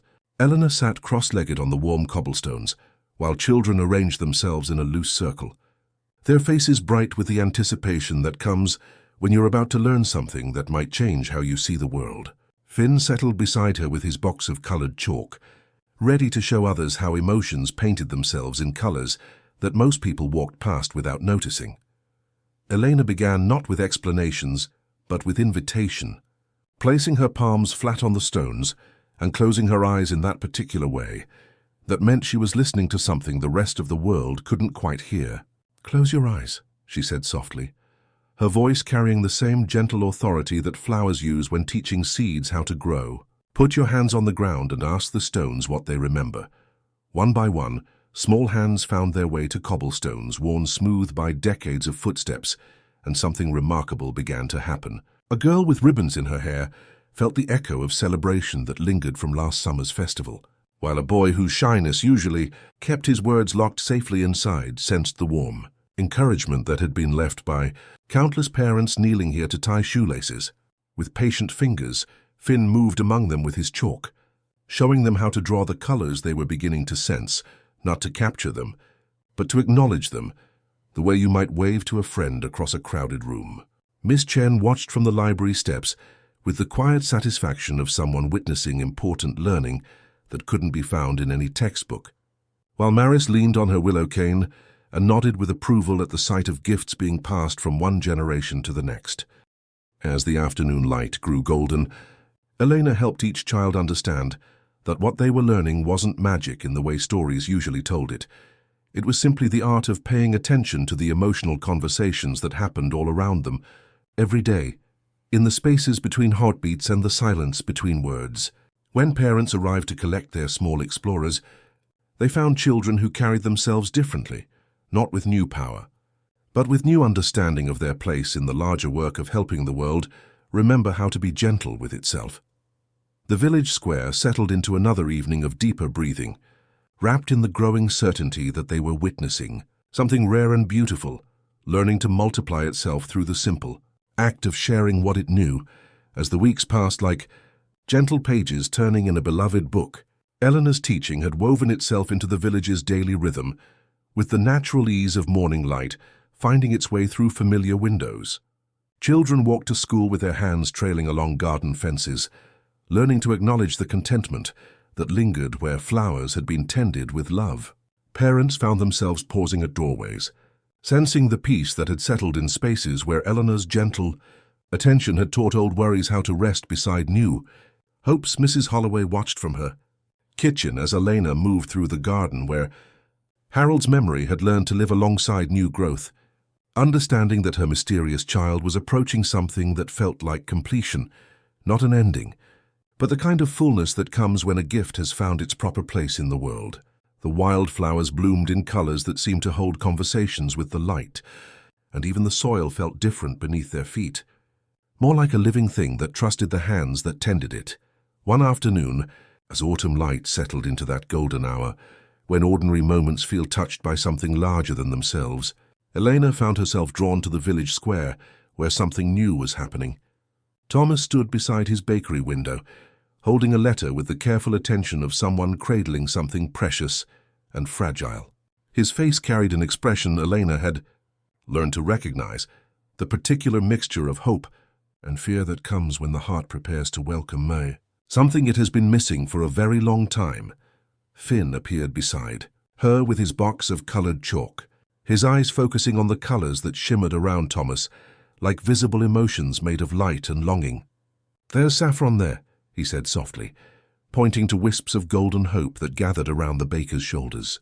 "And gray like morning mist, but the kind that's ready to lift when the sun gets strong enough," Elena approached with the gentle attention she brought to all moments when feelings needed space to arrange themselves properly. Thomas looked up as she drew near, his flour-dusted hands still holding the letter as if it might disappear if he loosened his grip. "She's coming home," he said simply, his voice carrying decades of careful hope that had finally found permission to speak aloud. "My daughter. Tomorrow's afternoon bus. She says she needs to see me. Needs to remember what home tastes like." Elena smiled with the quiet satisfaction of someone witnessing love find its way back to itself despite distance and time. As Elena placed her small hand on the bakery's wooden doorframe, she felt the accumulated longing that had lived there transform from sharp absence into warm anticipation. The grey mist that Finn could see began to soften and brighten, becoming less like worry and more like the gentle excitement that comes before long-awaited reunions. Thomas's shoulders relaxed, as if a weight he'd carried for years had finally learned how to distribute itself more kindly. Maris arrived carrying her willow cane and a small canvas bag that seemed to hold exactly what any moment of preparation might require. "Some homecomings need witnesses," she said gently, settling beside them with the natural grace of someone who understood that the most important celebrations often happened in the spaces between words. "And some need the kind of bread that says welcome without asking questions." Together, they began the work that Elena had learned was always the same. Whether tending gardens or hearts, the patient attention that helped everything remember how to be itself with more tenderness. Thomas shaped dough with hands that had rediscovered their certainty, while Elena moved through the bakery, teaching the lingering sadness how to make room for joy without losing its own quiet dignity. Finn drew gentle circles on the window glass, creating patterns that looked like ripples spreading from a stone tossed into still water. As evening light began to soften the edges of familiar buildings, Elena understood that her gift had grown beyond healing individual spaces to something larger. She had become a teacher who could help others recognize their own capacity for the gentle attention that makes reunion possible, forgiveness natural, and love stronger than the distances it sometimes has to travel.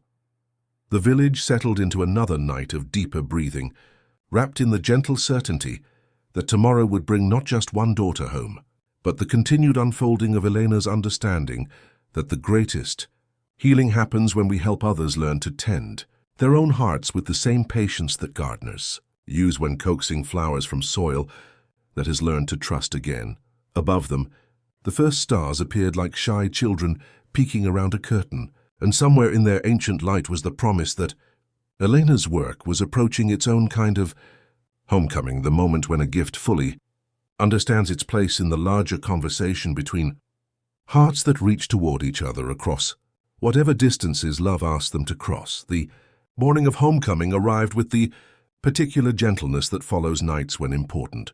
Preparations have been made with love instead of anxiety, and Elena woke with Harold's lullaby still humming in her chest alongside something new. The understanding that some reunions choose their own perfect timing, arriving exactly when hearts have learned how to hold them properly. Mrs. Holloway found her at the kitchen window, not watching the garden as she usually did, but gazing toward the bakery where Thomas moved through his work with the focused attention of someone creating something that would say welcome in the language of warm bread and patient hands. The village stirred, with quiet awareness that today carried special weight. Eleanor walked to the bakery as morning light settled into that golden quality that makes ordinary moments feel touched by something larger than themselves, her small hand resting briefly on the wooden doorframe where years of longing had learned to transform into anticipation.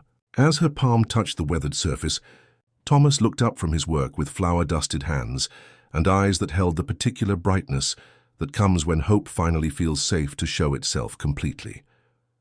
Finn appeared with his box of colored chalk, his gaze tracking the colors that shimmered around Thomas like visible emotions made of light and possibility. "The saffron is singing today," he said softly, pointing to threads of golden hope that seemed to weave themselves through the bakery's warm air. "And the grey has almost finished saying goodbye." Eleanor nodded with the quiet satisfaction of someone witnessing feelings find their proper places without force or hurry. As afternoon approached, the village gathered in the gentle way that communities do when something important is about to unfold, not crowding or intruding, but simply being present with the kind of attention that says some moments deserve witnesses. Miss Lark carried poetry books pressed to her chest like small prayers, while the children who had learned Elena's lessons moved through the square with respectful excitement, their small hands tracing patterns in the air, as if they could feel the anticipation gathering like morning mist made of hope and careful breathing. The bus arrived precisely at 3, settling into silence with the satisfied sigh of something that had completed important work. Through the bakery window, Eleanor watched a young woman step onto the cobblestones with the careful attention of someone returning to a place that held both memory and possibility. Her shoulders carried the particular weight that comes from years of distance, but as her eyes found the bakery, something in her posture began to soften, like a held breath finally learning to release.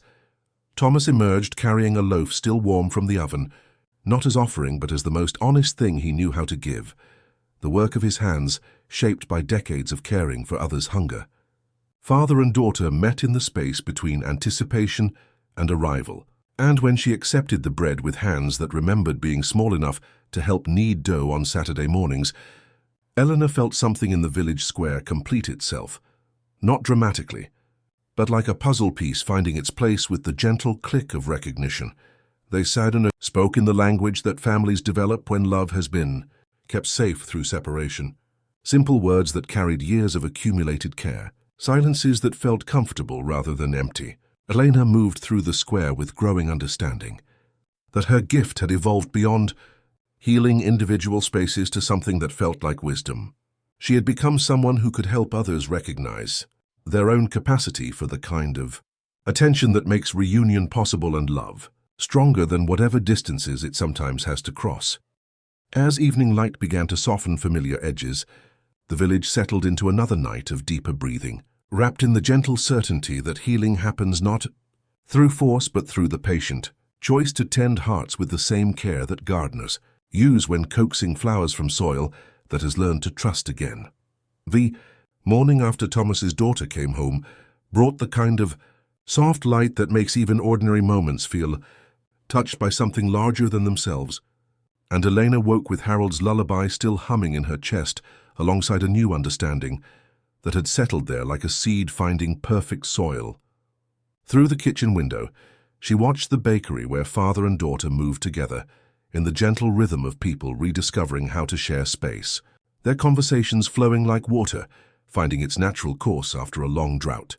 Mrs. Holloway found Eleanor at the window, not watching the garden as she usually did, but gazing toward the village square where people moved with a different quality of attention, as if the night of stargazing had taught everyone to carry a little more patience in their daily steps.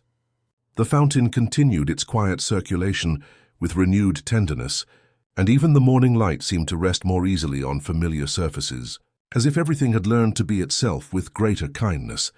By afternoon, they had gathered beneath the willow tree where everything had begun, its ancient branches swaying in breezes that still touched nothing else. Maris arrived carrying her canvas bag and wearing the expression of someone who had been preparing for an important conversation. She settled beside Elena with the natural grace of someone who understood that some gifts grow stronger when shared rather than protected. And from her bag she drew a small leather notebook, its cover worn smooth by careful hands. "This belonged to Harold," Maris said gently, opening to pages filled with his neat handwriting and small sketches of star patterns. "But the empty pages are waiting for you. Not to explain your gift, but to help others learn the gentle art of listening that comes so naturally to your heart." Eleanor accepted the notebook with both hands, feeling its weight not as burden, but as invitation to help her understanding grow beyond her own experience. Finn appeared with his box of colored chalk, settling beside them with the easy companionship that had developed between children who shared a language others were just beginning to learn. "The colors around the village are different now," he observed, his eyes tracking threads of silver and gold that seemed to weave themselves through the square like gentle currents made of accumulated peace. Not just healed, but teaching other feelings how to rest properly. Elena opened the notebook to its first blank page and wrote in careful letters, "Begin with kindness. Listen with your whole heart. Ask the feelings where they want to rest." The words felt like placing seeds in soil that remembered how to nurture growth. And as she wrote, she understood that her gift had evolved beyond healing individual spaces to something that felt like wisdom, the ability to teach others how to tend their own emotional landscapes with the same patience she brought to everything she touched.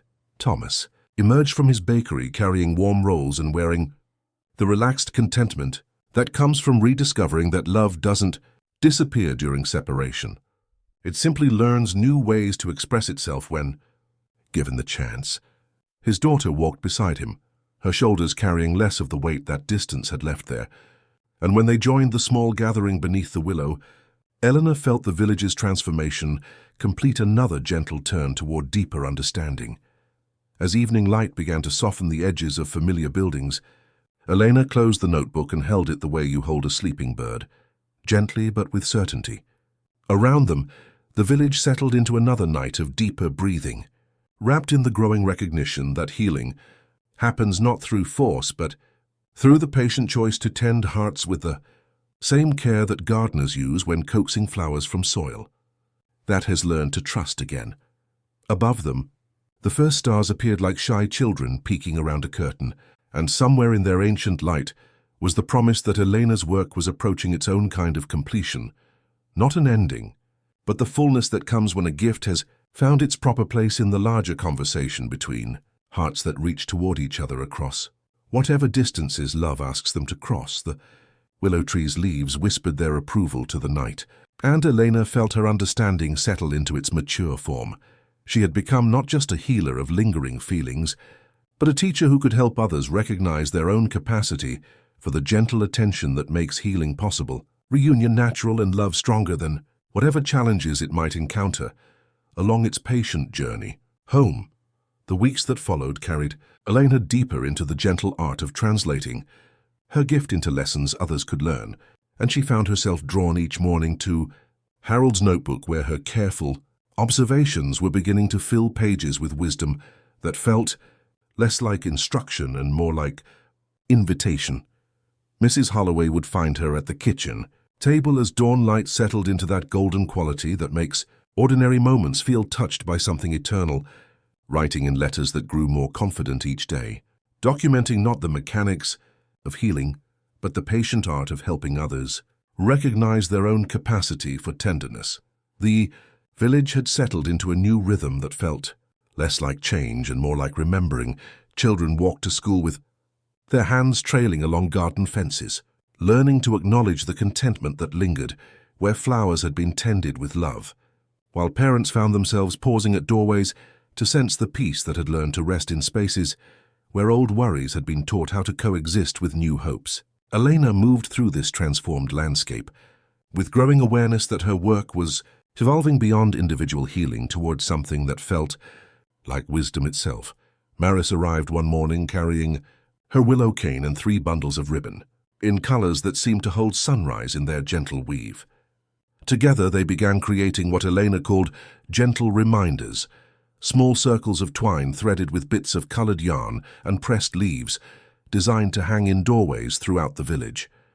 Not magic, Elena would explain to each household with the patient certainty that had become her signature way of teaching. Only places where you can pause, breathe, and let whatever you're carrying know it's allowed to sit beside you instead of on you. People accepted these offerings the way thirsty soil takes rain, quietly and with relief. Even the post office felt different in their presence, letters resting in the outgoing tray with a tenderness that suggested they would travel lighter, carrying less burden and more hope toward their destinations. Finn took to walking the lanes before school, his box of colored chalk creating soft circles where feelings liked to gather unnoticed, under the laundromat awning where worry sometimes pooled, by the bench behind the hardware store where goodbyes were rehearsed and sometimes performed. Children began to leave tiny notes inside those circles, words that needed witnessing. I'm scared about tomorrow. I miss my granddad. I want to be brave. Elena never read them, but she would sit nearby and hum Harold's lullaby under her breath until the paper edges stopped looking. So tight with unexpressed emotion, Thomas and his daughter started their own ritual at the bakery door, making sandwiches on quiet afternoons and wrapping them in brown paper with single words written in pencil. Welcome, rest, stay.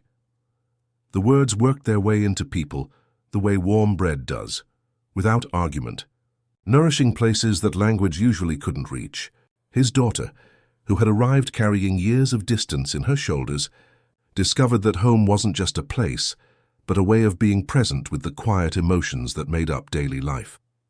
As autumn painted the village in hues of gentle transformation, Elena's influence spread like ripples from a stone dropped into still water. She saw parents kneeling with their children by the old stone walls of the church, their hands pressed against ancient rocks, listening for echoes of generations of prayer and quiet contemplation. The village began to speak a new language, filled with phrases like "the air feels golden today" or "that corner needs some quiet listening." One evening, when the first cool breath of autumn moved through the village like a gentle sigh, Mrs. Holloway admitted she had been feeling tired in a new way, the kind that asks for softer chairs and longer pauses between activities. Elena took her hand and did not try to sweeten the ache. Some feelings, the notebook now said in her careful script, are not asking to be soothed. They are asking to be held while they tell the truth. They sat together in the kitchen with tea and honey, and Mrs. Holloway spoke quietly about mornings with Harold, about how grief had learned to share space with gratitude, like old companions, who prefer the same seat by the window. Elena wrote this observation in the notebook, understanding that her gift was teaching her as much as she was teaching others, that wisdom comes not from having answers but from learning better. Questions to ask of the Hartfinns, abilities had grown alongside Elena's teaching, his eyes now sharp at differentiating the brittle blue of unresolved argument from the soft yielding blue of quiet sorrow. Together they would visit the schoolhouse, helping children practice sensing the lingering excitement after a successful game, or the gentle disappointment that came from a lost toy, allowing these feelings to be held without judgment or urgency to change.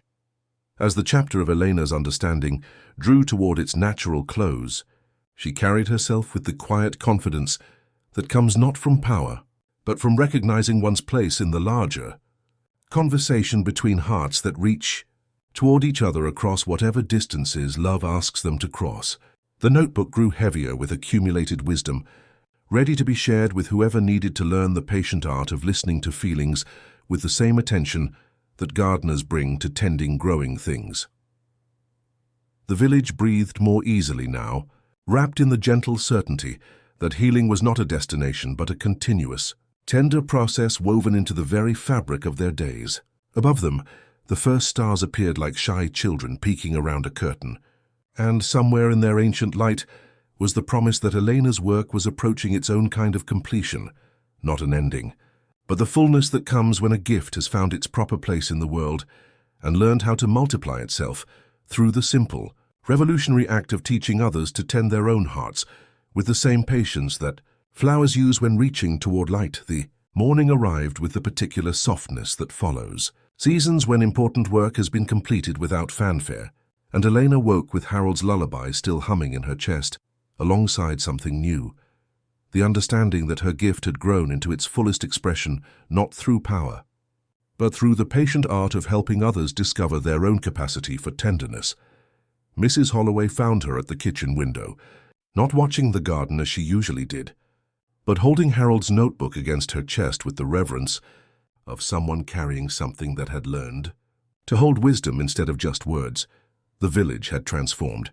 In ways both seen and felt, children walked to school with their hands trailing along garden fences, naturally acknowledging the contentment that lingered where flowers had been tended with love, while parents found themselves pausing at doorways to sense the peace that had learned to rest in spaces where old worries had been taught how to coexist with new hopes. Elena's gentle reminders hung in doorways throughout the village, like small prayers made visible, creating moments where people could pause, breathe, and let whatever they carried know it was allowed to sit beside them instead of on them.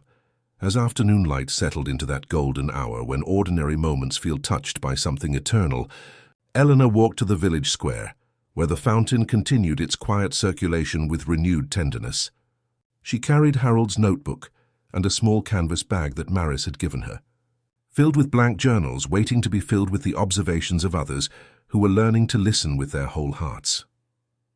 One by one, people gathered in the gentle way that communities do when something important is about to unfold, not crowding or intruding, but simply being present with the kind of attention that says some moments deserve witnesses.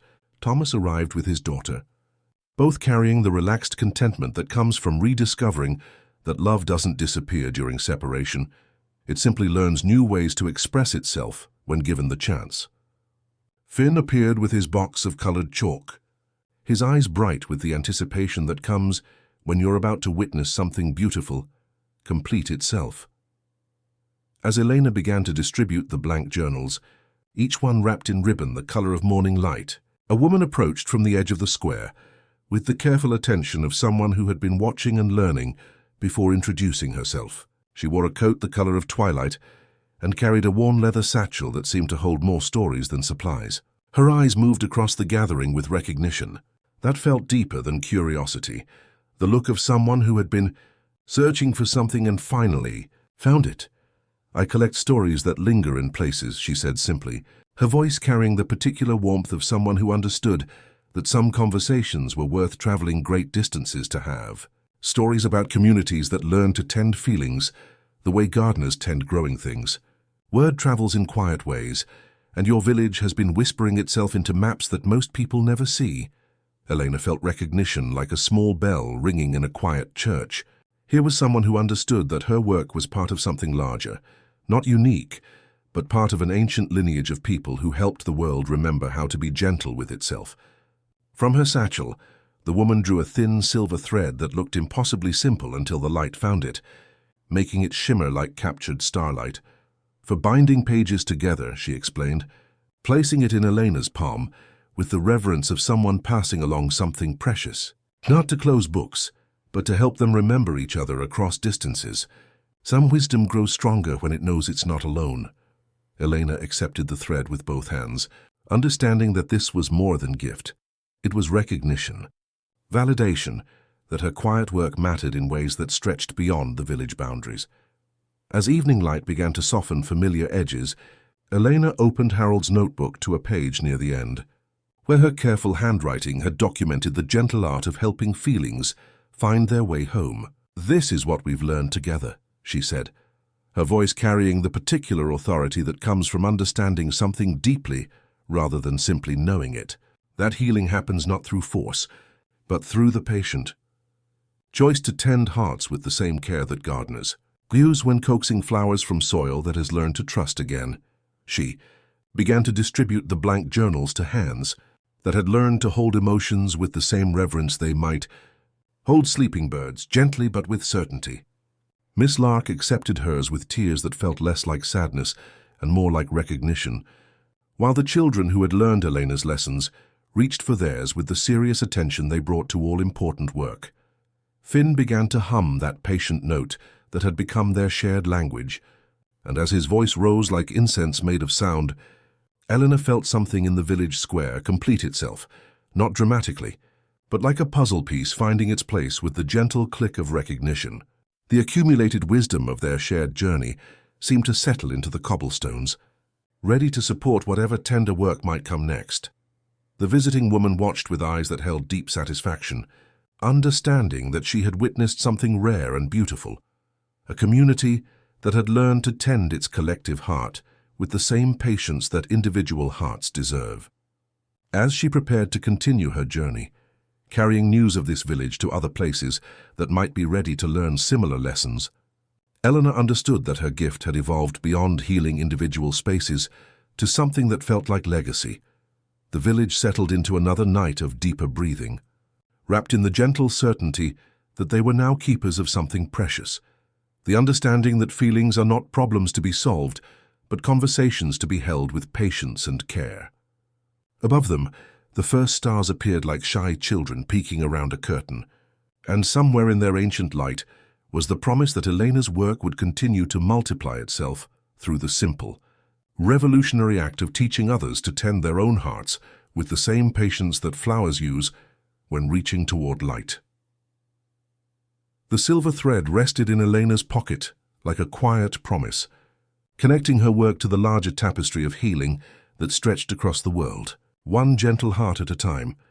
The morning after the silver thread had rested in Elena's palm like a quiet promise, she woke with Harold's lullaby still humming in her chest, alongside something new, the understanding that her gift had completed its transformation not through grand gestures, but through the patient art of teaching others to recognize their own capacity for tenderness. Mrs. Holloway found her in the garden, where Harold's memory had learned to live alongside new growth. The notebook opened beside her on the weathered bench, its pages filled with observations that had evolved from simple documentation into something that felt like wisdom itself. As afternoon light settled into that golden hour, when ordinary moments feel touched by something eternal, people began to gather in the garden without invitation or announcement, drawn by something that whispered in the language only hearts could hear. They came carrying their blank journals, many already showing the gentle wear that comes from daily use. Pages filled with careful observations of the emotional landscapes they had learned to tend in their own lives. Elena watched Thomas arrive with his daughter, both moving with the easy rhythm of people who had rediscovered how to share space after years of careful distance. Miss Chen led a small group of children who carried themselves with the particular dignity that comes from understanding important things, their journals decorated with Finn's chalk circles, marking where feelings like to rest in the schoolyard. Even Mr. Avery climbed the garden path, his notebook filled with sketches of light patterns on the clock tower's patient pendulum. Finn settled beside Elena with his box of colored chalk, his eyes tracking threads of silver and gold that seemed to weave themselves through the gathering like gentle currents made of accumulated peace. "It's different now," he observed with quiet wonder. "The colors aren't waiting to be helped anymore. They're teaching each other how to rest." Elena drew the silver thread from her pocket, its shimmer catching the afternoon light like captured starlight. "Harold's notebook," she said softly, placing her hand on the worn leather cover, "taught me how to listen. These new journals are learning to speak." She began to weave the thread between 3 volumes, Harold's patient observations, her own growing understanding, and a slim new book with blank pages waiting for hands that hadn't yet arrived. As the thread moved through the binding with the easy grace of water finding its course, something in the garden shifted, not dramatically, but like a held breath finally learning to flow easily. Maris appeared at the garden gate, carrying her willow cane and a small wooden box, from which she drew tiny glass vials filled with different qualities of light. "For those who want to continue the work," she said simply, distributing them to hands that had learned to hold emotions with reverence rather than fear. Miss Lark opened her journal to a page that read, "The library breathes differently now, less like worry held too long, more like curiosity shared between friends." Thomas's daughter showed sketches of the bakery at different times of day, noting how the golden contentment around her father's work had deepened since her return home. Even the children's journals bloomed with careful observations, how the playground swings held gentler echoes, how the classroom felt more welcoming when they remembered to acknowledge the nervous excitement that lived in the corners during test days. As Elena tied the final knot in the silver thread, binding the notebooks together in a constellation of shared understanding, she felt her work complete another gentle turn toward its natural conclusion. The village had learned to tend its own emotional landscape with the same patience she had always brought to everything she touched, and her role was evolving from healer to something quieter, a keeper of the knowledge that healing happens not through changing what exists, but through helping everything learn to be itself with more tenderness. Rowan appeared from the path that led to the observatory, carrying a small brass key that caught the evening light. "For nights when you want to open the listening room without the whole building," he said, understanding that some gatherings were as intimate as a single lamp and 2 chairs. Eleanor accepted it with both hands, feeling its weight not as burden, but as invitation to continue the work in whatever form it chose to take. As twilight deepened and the first stars appeared like shy children peeking around a curtain, the garden settled around them with the deep contentment that comes from witnessing something precious. learned to multiply itself through the simple act of sharing what it knew. Eleanor understood that tomorrow would bring new opportunities to teach others the gentle art of listening to feelings with the same attention that gardeners bring to tending growing things. And she carried herself with the quiet confidence that comes from knowing her gift had found its proper place in the larger conversation between hearts that reach toward each other across whatever distances love asks them to cross. The silver thread glowed softly in the evening light, connecting past wisdom to present understanding to future possibilities.